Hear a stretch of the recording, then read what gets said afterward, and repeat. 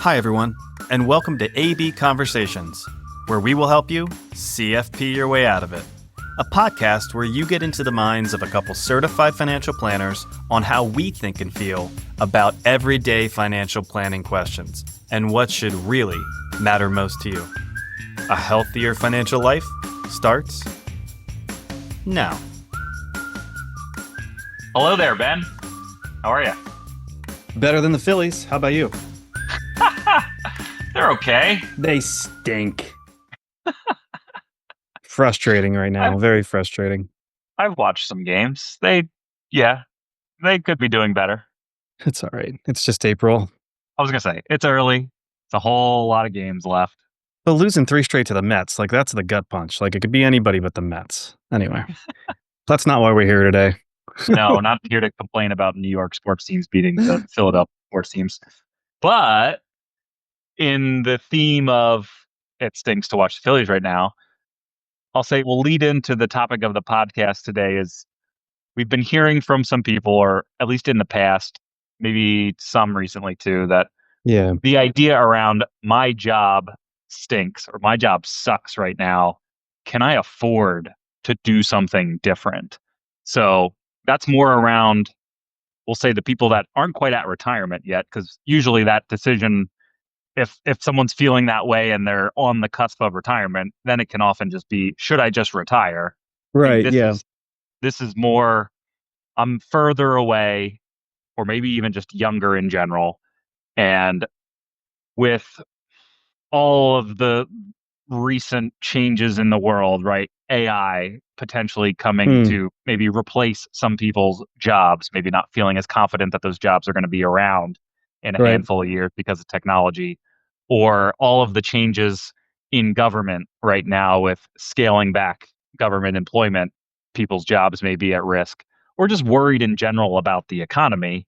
The thought process here being, if I don't feel supremely confident that my job is going to be around, or I just don't feel great about the current job that I'm doing, what are my opportunities to go explore something different? And I guess this is more around the realm of if that involved some sort of pay cut, right? Or change in benefits. I'll say a downgrade financially, but hopefully will be an upgrade on the life side of things. Right? Because that's a key component here. And I hope there's not this huge audience out there that's not having this conversation with financial planners because they recognize that, the life considerations is maybe something their financial planner doesn't normally talk about. Well, we do. I mean, I think there's a growing community of us that kind of recognize that there's something beyond just building wealth, right? That the role here is to help clients find fulfillment, however they define that, right? If it's engagement, relationships, having meaning or purpose, accomplishment, whatever it is for them, we need to help align them to that. And if their work's not serving them, then let's have that conversation, right? There are financial considerations, but we've seen it in clients before to make all this money but feel completely burned out, to not be happy, that's not serving anybody. To save up all this money and then die unhappy, that's not serving anybody. So I guess just to open it, these life considerations are important. Let's frame the conversation with them around, here's, if you're fearful of making this change and some of that is financial, let's maybe put all of that in context and just have an open conversation. Yeah, because even something as simple as, like you just said, the financial considerations, I think, is what drives a lot of the decision making for people, even if they know this job is not good for me emotionally, mentally, physically, right? Yeah. But it pays the bills, so I'll suck it up. Gonna Yep. just Got I'm to just do gonna it. eat it. Yep. Yeah. I've been with the company for 20 years. What's another 20? Right. But as we know, and we'll throw out some client examples, sometimes it's just from the client perspective, it's just the blind spot of, if I pull this lever, then what are the other considerations? What are the other dominoes? If I choose this one thing financially, but I don't even want to pull that lever because it's the unknown and I don't even want to risk making a mistake. We're having somebody, hopefully like us, a planner that will have these conversations, even if it's just exploring what's possible, trying to find out how much do they really need to make in order to Mhm. afford the life that they would like to live. And you said it very well. It's making sure that these things align, that I'll say for who, for what, right? The employment should lead to something, the income should lead to something, and not just an accumulation of dollars. That's a great byproduct. But then what are those dollars intended to do? So if we're able to just help connect some of those dots and get people to a point where they can feel confident making that decision, then yes, have this conversation. But I guess going back to my original thought there is, I think just that fear of the unknown is what often just leads people to, I'm just not going to do anything. I'm just not going to change anything because Yeah. the devil I know is better than the devil I don't. Well, then let's lean into that a little bit because I think one of the first things that we would want to do in assessing that with somebody, like take all the conversation out of it. If you and I were just looking on paper, like, hey, can somebody afford to do this? The through line for a lot of clients of ours that have successfully done this has been just good saving habits. And I Sure. I think it's important to define what we mean by that. There's money that gets thrown into these retirement accounts, right? You've got the company match. It's always good for us to encourage that they do that. Mm. Financial planning 101 is have some sort of cash reserve. And Yep. then, when you have a cash reserve, it's okay to invest outside of retirement too. And I think Mm. for people that have lived within their means and now are faced with either, again, maybe it's a layoff or maybe it is, as you said, my job stinks and I just want to make a change. It becomes a Yeah. lot easier for us to encourage them and say, like, what's the worst thing that can happen here? If you needed more income, you can rely on this degree of savings to help you through a period of time. Even if it's just a transition, right? I'm gonna Yeah. leave one job. I'm gonna try to make ends meet. I'm still benefiting from not working in that job emotionally to Yeah. prepare myself for doing the next thing. So Yep. having some sort of savings, and I'll say in addition to just the typical cash reserve that we talk about that is Yeah. accessible, that's real key here. Very key.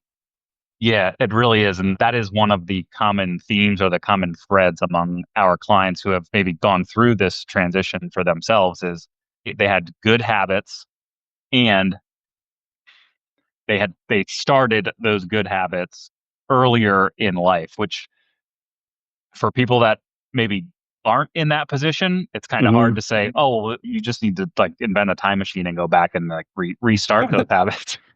But it's the reality of the situation, right? And this is why we preach to younger clients, building those good habits on the front end will only serve you in the future, because in our world flexibility is key for many of these types of scenarios, these types of, well, what if I did this? Just having, like you said, having the non-retirement savings beyond just your, emergency reserve, your cash cushion, gives a lot of that flexibility later in life. I'll throw out the client example. Was an Yeah, go ahead. executive for a retailer, was stressful, didn't love it, Yeah. needed to get out, and now is in a very blue collar job, from a very white collar job to a very blue collar job. I'm out driving truck and I'm fine. Huge pay cut, but the habits were there. Was a great saver in and outside of retirement plans, lived well within their means, did a lot of the building blocks to success. And that gave them the flexibility to make that big decision to take a Mhm. large decrease in pay. Yeah, just Yeah. building those habits early, I think, is a key component to that flexibility and being able to do what you want to do later. Yeah, and there was clarity on what they needed. Like, and that's an Yeah, important element here too. Like, how can we help? We talk about they've built these buffers or they have these savings that they could rely on, right? That parachute cord that, hey, now this income isn't doing enough. But in multiple examples here, I'm thinking of another woman. We've probably mentioned her in other podcasts too, because she's like yeah, the poster child for this. But it was clear on what she really needed to live as opposed to what she also wanted or what was on the wish list, right? If I was earning here and spending here, it was a very okay trade-off for her to kind of mm, maybe scale back some of the spending until she felt comfortable earning less money, right? So there was clarity on what can I afford to make, to save, to spend, and even if it was yeah, a whole new situation, that's got to be our role. We got to help people understand if you're going to make this change, Like, let's not just have fear of the unknown. Let's assess it all. And then you can figure out if you're comfortable making certain trade offs or not. Yeah, and I think one of the biggest driving factors, I believe, in addition to just what's the income, right? What am I bringing in from this job? But it's a lot of, I shouldn't say a lot. Most people's benefits are Oh, right. tied Yeah. to that employment. So if I'm going to do something different, and maybe the healthcare coverage is wildly different, or maybe I'm going to make the move from being an employee and I'm going to branch out on my own, and now I got to go cover that Oh, myself, it's a whole nother right? element here. Just Yeah. yeah, but just the idea of looking at somebody's total picture when it comes to I'll say their total compensation package, benefits are certainly a part of that. So even if it is a step back in terms of pay, maybe the benefits aren't, or maybe it's a step back in benefits, but it's not a step back in pay. Just being able to help walk somebody through, again, just those potential trade-offs, or if you make this change, here are the ways that we can fill that gap, right? And that's where maybe some of that non-retirement savings can kick Yeah. in to say, well, great, we're going to turn off dividend reinvestment in this account, and anything that gets generated, that's what's going to help pay your Great health example. Yeah. insurance premium to make this transition. Not Yeah. saying And it's going to work for everybody, but that's just an example of some of those levers that can be pulled. I'm glad you brought up the benefits because I wonder how often outside of, a comprehensive financial planning and relationship that really looks at things on an annual basis. We're probably guilty of not doing this one all the time that I'm about to Mm, bring up, but you get so ingrained if let's assume husband and wife here, if they've been working in the same jobs for a while, like maybe those important benefits elections were made years sure. ago. But now somebody in the scenario we're bringing up here maybe feels like they really need to make a switch. Well, yeah, this is a great opportunity to refamiliarize yourself with, okay, if you're going to lose benefits over here, but you can jump on over here, like what's the net loss here? Like, again, Yeah. explore it. Let's do that. Let's build these different scenarios out so we can say, if I do X, then how are we handling the savings over here? How are we handling the benefits here? What are we conceding on timeline for retirement? What does that mean for what we had allocated over here for the kids. I don't know. I'm making up scenarios. Like there are Sure. dominoes. I get it.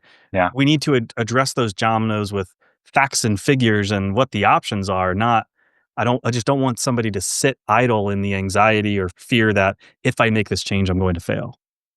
That's it. And I think that's our point here, right? Is that we just don't want anybody who's maybe having these thoughts or even considering exploring the possibility to be in that spot where it's the unknown, it's the uncertainty. And again, path of least resistance is I'm not even going to explore that. I'm not going to poke the bear. I'm just Hmm. going to continue doing what I'm doing. But we've seen it. Again, we've shared some examples, and there's more that we could share that maybe that gap between what is currently happening, and even if it is a step back financially, being able to maybe help quantify that gap can be enough to Yeah. just put somebody over the edge to say, okay, I can make this decision. And sometimes that gap may be too large, and we get to the end of that process, and maybe it doesn't fit. Maybe they can't make that shift. But in that, if that's the worst outcome in that scenario, at least you explored it. Now you have maybe a better idea of what's feasible and what's possible. And you can now take that to the next step and maybe adapt what could have worked or what you were looking for moving forward. Yeah. It brings awareness to your own financial situation. But it also like we can reverse engineer this and say, all right, if I'm stepping away from this, what would I need to do elsewhere to what am I looking for? Right. And Yeah. you started with this. The economy's changing. How people get compensated are changing. Like knowledge is worth something. And there's the old, like, I'm so gonna butcher this word because it's Japanese word. I think it's ikigai. I don't know. I'm gonna sound so naive, but it's the whole philosophy of like reason for being. What am I good at? What do I enjoy? Mm, What does the world need? And what can I get paid to do? And where those four yeah. things come together, that's a reason for being. That's like happiness, contentment, right? I love your example there of you can almost reverse engineer in the same way that we do some retirement planning to go, you got to get out of this job. What do I need to go make part time money to transition into retirement? It could be Mm, same formula here. I know I'm earning this. I don't want to be in this job. What am I good at? What do I enjoy? What does the world need? What can I get paid for? Okay, here's what I need to make to fill this gap. Where the Yeah. concessions on income over here, that's vastly covered by I'm just a happier person. I'm more engaged with my work. My relationships at Yeah. home are better. Like all of that is a net Yeah. positive result. Yeah. Yeah. And that, I mean, everything you just kind of laid out there goes back to that one client scenario that you said we've probably thrown out on many different podcasts, but that was her situation. She went from a job that I think was very stressful. She wasn't fulfilled in. She made the choice through a lot of planning to get into a role that certainly paid her less, but came with the upside of she's helping in her community now. She Yeah. gets the fulfillment and the all of the positivity of making an impact at a local level that she did not have in her other role. That again, assuming we can align things on the front end and do the right planning to help somebody make that decision, I think she is in maybe we need to bring her on. But I think she would tell us and anybody listening, I would venture to guess she would not have made a different decision with 2020 hindsight now a few years Yeah. later. She would do it every day of the week. Yeah. So maybe I'll tease the next podcast that we have not yet talked about doing, but Ooh. maybe this is full circle back to how we could have started this. The concept here, when we think about money, is just what is enough? What is enough for you individually, whether that's earning it or having it saved in order to serve you in retirement? Everybody's enough is going to be different and it's going to be relative to them, but that can't be independent of what just makes you happy, having positive Yeah. emotion. So, thank you for engaging in this one. If you're out there and you're listening to this and you feel like, hey, this resonates, like I'm not loving my job and I'm wondering what's possible, talk to somebody. Yeah, for sure. Yep. All right. Go Phils. Okay. Let's hope they win again by the next time we have the podcast. No, we start every podcast now. Here's our bi-weekly Phillies update. They're 13 and 12. It's just not great. All right. Thank you, pal. See ya. Till next time.